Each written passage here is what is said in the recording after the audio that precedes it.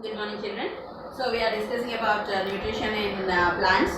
What did we discuss yesterday? We discussed about how the water is absorbed by roots, stem and leaves. Okay, what are the parts it will absorb? We did in 6th also the experiment and also explained yesterday in 7th also what is the procedure. Now today we are going to talk about exchange of air. Exchange of air.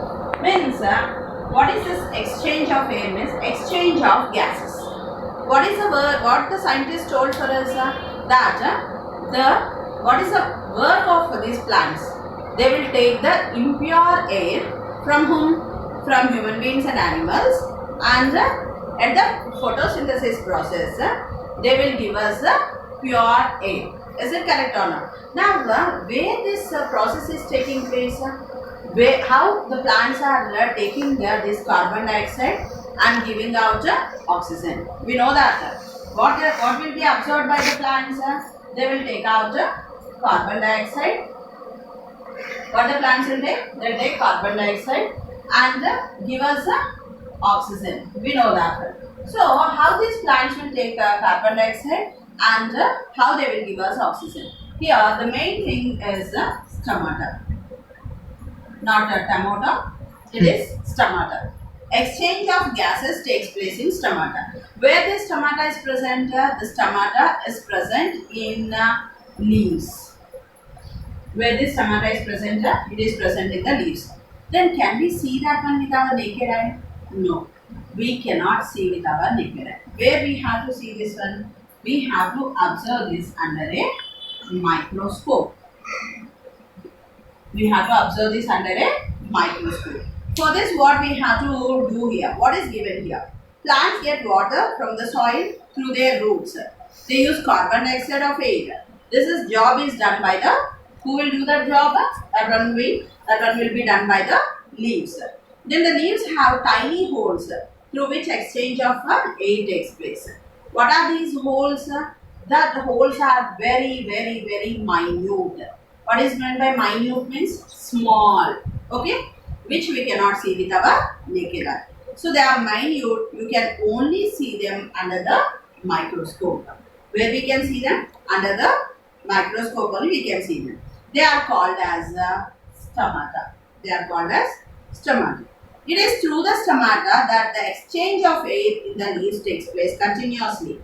So we know that plants take water through their roots. Is it correct or not? And air through the stomata of their leaves. There are some other parts. What are those? Do you know? Lenticles, tissues, and lenticles. Not only this, even air spaces are also there. Where these air spaces are present? Near the roots. Lenticles, where it is present? Near the stem. So not only the exchange of air takes place through stomata, it takes place through lenticles and it takes place to air spaces where they are present near the roots, stem, leaves. So exchange of air takes place through leaves, stem and roots. Got the point? So underline that. There are some parts like loose tissues and lenticles present on the bark of plant through which exchange of air takes place. Bark is not the big one. Just if you are taking the stem part of the plant, then you can know about that. We also know that leaves contain green substance. What is that green substance called? Chlorophyll. Okay. What else is needed for photosynthesis? Yesterday only discussed. What else is needed? Air, water, sunlight and chlorophyll.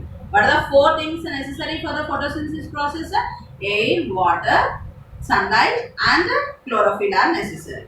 The next question is whether the process of formation of starch by combining carbon dioxide and water require light.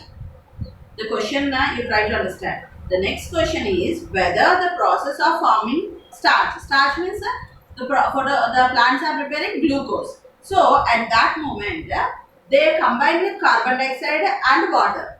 These two are there. Even sunlight is also necessary or not? Yes, it is necessary. If light is absent, what will happen? In the absence of light, will the plants prepare the food? No. the very important thing with these three, sunlight is must. Okay, why? Because at the night time, if you sleep under the trees, what will happen? At the night, even trees also will release carbon dioxide. We also will release carbon dioxide. Even trees also will release carbon dioxide. So what will happen? We will die. That time, that's why they will tell night time don't sleep under the trees. Okay, we will sleep on our terrace, but not under the trees. But if you are taking this people tree, from that what is that morning and even in the night also you will get oxygen. But the remaining whatever you are taking, they releases the carbon dioxide. Got the point? So what is that? When they are releasing carbon dioxide, we are also releasing carbon dioxide. Means what will happen? When they are releasing at that moment at night, are the plants preparing photosynthesis? No. What is absent at night? Light is absent. So by this what we can say, is the light necessary? Yes. In the absence of light, the plants cannot prepare their food. A description of an experiment is given here. Read it and try to find out what effect light has. Experiment was done with a plant called China rose. But it can be performed with any plant. China rose ante mandaram chettu. Hibiscus. China rose means you can say mandaram or hibiscus. What we have to do, take a small hibiscus plant which is having 10 to 15 leaves. A small one which is having 10 to 15 leaves. Okay. Now the plant was in your hand. What you have to do means here.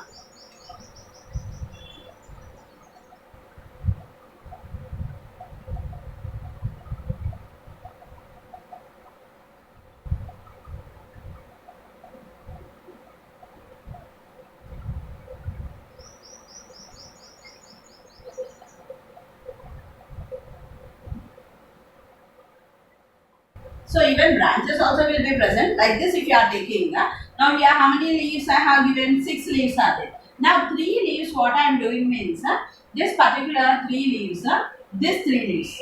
This 3 leaves I am leaving. This 3 leaves I am covering with black paper. Cover the 3 leaves with the black paper. The remaining 3 leaves you leave like that.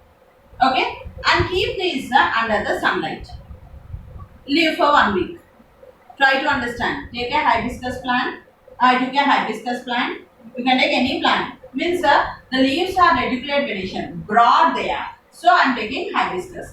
So here what I am doing. Here for my plant, how many leaves are there? 6 leaves are there. 3 leaves I covered with the black paper. 3 leaves I left like that. Then I left this one for 1 week or 10 days under the sunlight. After 10 days, what did I do means, I removed these 3 black papers. What happened? Can you guess what will happen? After 10 days, this 3 are fully green in color. These are full green in color. And these leaves to this end and to this end, they are green in color. But in the middle, what happened? They will become pale color. Means you can see the skeleton part of the leaf, or they will become pale green color.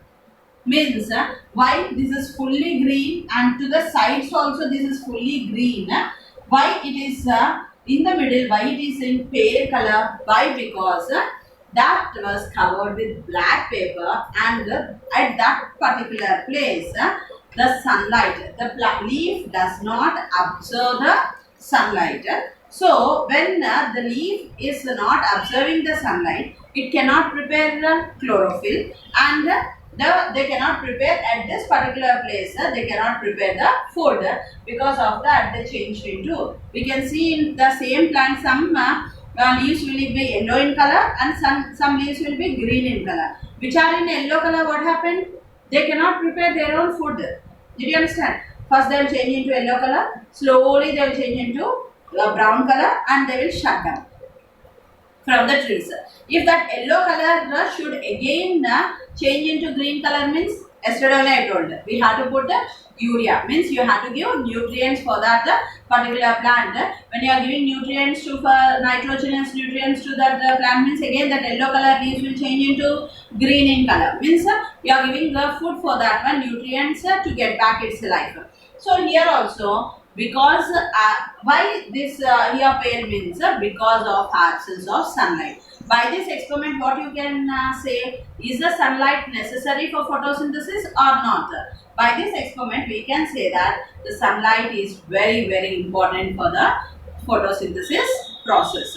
So you already know how to test starch, but a problem arises if you try this test with leaves. Leaves are green in color. So when iodine solution is put on a leaf, what will happen? The leaf changes to brown in color, or it changes to blue in color. What it shows? The starch is present in that.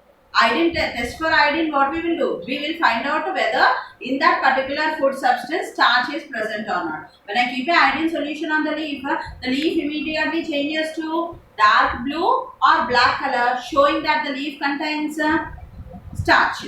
So when I keep like that, it should turn to blue if a starch is present in that. First lesson only I told, test for iodine. What is the food material we took? Potato. The other one, rice. The other one, wheat. Any carbohydrate food if you are taking, and in that if you keep 2 to 3 drops of iodine solution, immediately it changes to blue or black color. Got the point? Then however, the green color of the leaf diffuses the blue color. So you must first remove the green color of the leaf. What we have to do? We have to remove the green color of the leaf. If you want to test whether they contain starch, the way to do this is first to put the leaf in the boiling tube. Means we have to boil that. In which in alcohol. Okay, we have to boil the leaf in the alcohol and remove the chlorophyll and boil them in alcohol or hot water. When we boil in alcohol or hot water, what will happen? The green color pigment will move off from the leaf. This is a bit difficult. Is it correct or not? Taking alcohol, taking hot water and boiling, these all process, it takes much time. You need to be careful also while the boiling leaf in alcohol. Can we do that? Taking alcohol, and we must be very careful. You should not do that. We should not take any risk. Yeah, if this process is going on under the guidance of the teacher or under the guidance of parents, you have to do this one. But why to take that much risk? Why can't we go with this simple process? So in the experiment described here, 4 to 5 leaves of hibiscus plant were plucked in the afternoon. After removing their green color in the way described above, they were put in a dilute iodine solution. Okay, what will happen when I remove the green color pigment from that one, and if I put in iodine solution, will the leaf change into dark blue or black? When the leaf will change into dark blue or black, when the starch is present in that one. Now what did I do? I removed the green color pigment from the leaf. Now I put that in iodine solution. What will happen? Will the leaf change into dark blue or black in color? No, it will not change. So the leaf turned black. What did this? Why did this happen? In the second part of the experiment, 4 to 5 leaves of the same plant were covered with black paper without removing them from the plant, like this. Okay, and the way the black paper was cut and fixed to the leaves, as shown in the figure. These leaves were plucked 2 days later. Their green color was removed and they were dipped in iodine solution. The leaves turned black in pattern. Where the leaves turned black in pattern? Only to the sides but not in the middle. Did you understand here? The point how to do the experiment with a small topic we shall just stop. Do you know preservation? Preservation means in first lesson we discussed preservation of pickles. Like that here plants also will be preserved, it seems. How you know? Preservation of plant parts like leaves, flowers or whole plant is a traditional designery art. Means the plants some will be in polar regions, some will be in desert regions, some will be normal. Now what we will do means the desert plant we will bring to the cool region. Will it grow? So what I will do means I will give a comfort for that one. Means in my laboratory I will create a cool position to that one and then place the plant in that to grow. Now I'll bring a what is that cool plant and put it in the desert. Will it grow? No. So what I should do in this desert area, I will create a cool place for that. This is only called as a preservation. Here, if the plants are not available in a particular place, then the plant physiologists collect those plants where they are available and make them in the preservative form. This is commonly known as a herbarium. Storing or preserving of different varieties of plants is called as a herbarium. They study those plants and these preserved plants also helpful for future studies. So, if they want to biology, botany, geology, they want to explain means they'll bring the species of animals and plants. How they can in their laboratories they will store these species and whenever it is necessary they will show for them. The remaining lesson I will continue tomorrow. Once again I will tell about preservation. Okay, thank you.